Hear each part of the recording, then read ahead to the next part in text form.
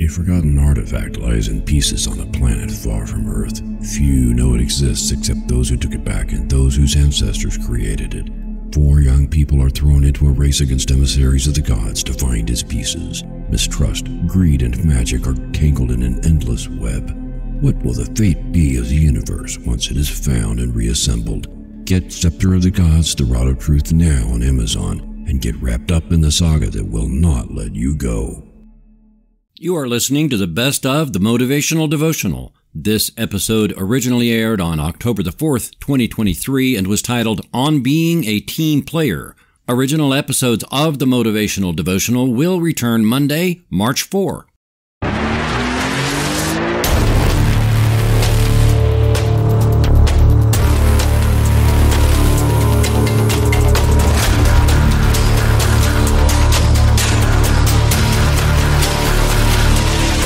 Good morning, and welcome to the Motivational Devotional, where we are merging motivation and spirituality to create a daily dose of confident positivity. I hope that this morning's podcast will help you to be more spiritually and positively motivated so that you can transform your day. I have people comment now and then on my demeanor and how I am calm in stressful situations and always seem to help other people when those same people don't help anyone else. People ask, how do you do that? For me, it's kind of simple, and I don't think about it that way much. Let me share with you this morning some of my practice, and I would love to hear back from people about yours. Comment at the Motivational Devotional Facebook page or on the Threefold Way Radio Twitter. These are things I have learned and do my best to practice every day. Some days I nail it, many days I fall short, and some days I fall very short, but what I start with is that each day is a new day with the past wiped clean. Yesterday is as gone as the daylight that went with it. Doing all of these things to the best of my availability is, I believe, what makes me a team player, no matter what sort of team I'm on. Even though each of these has try in the phrase, I hear Yoda's voice saying, "There is no try. Do or do not." That being said, we endeavor to do knowing we are human and that at times we will fall short. So number 1, I try to speak only good things about others when they are not present. There are few exceptions, such as personal safety and such. Number 2, I keep principle above personality. There is no try here. I simply do it. The mission of an organization rises above whether I like or dislike someone. Principles and values should always override my personal feelings about someone. I keep those opinions aside, mostly because I will find later that my differences with someone have been resolved, and we make great teammates. Principle, on the other hand, is timeless. Always stick with principle over personality. 3. I always seek first to understand before making my opinions known.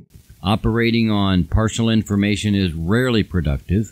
I take the time to ask questions and listen before inserting what I think. I say always.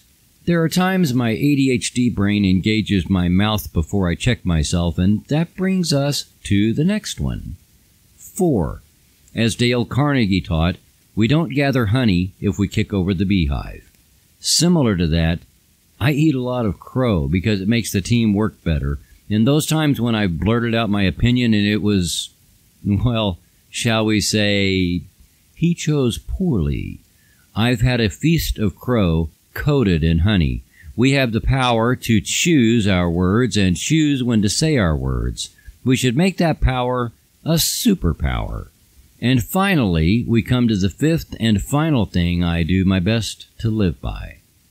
If I am feeling anxious, I find a place and time to get spiritually centered before making a decision or going to talk to someone.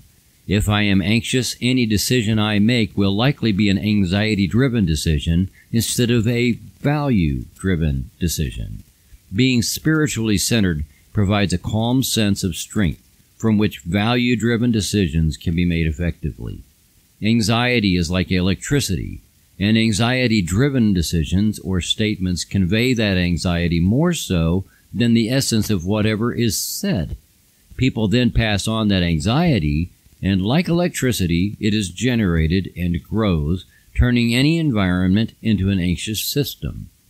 Being value-driven empowers a team of leaders, a family, a church, a civic organization, a school, or a team to create an environment of diminished anxiety. No system is anxiety-free, but it can be controlled and used as fuel for momentum. Learning to live by these things, I've learned to be a valued member of any team I've been with, and I've always learned to find the value in the other people on that team. That is huge. These 5 things are the core of how I've come to realize that all of creation truly is conspiring in my favor, and the reason I say every day to trust that the universe always has your back is because I 100% know that the universe always has mine. William Glasser said, if you want to change attitudes, start with a change in behavior.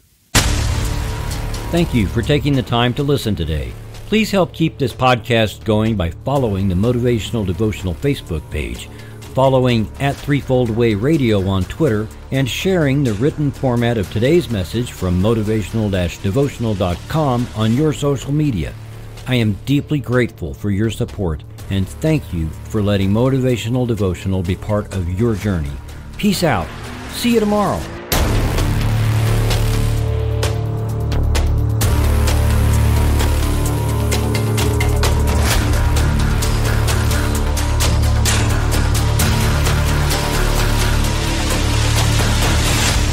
Motivational Devotional is a production of Threefold Way Radio, LLC.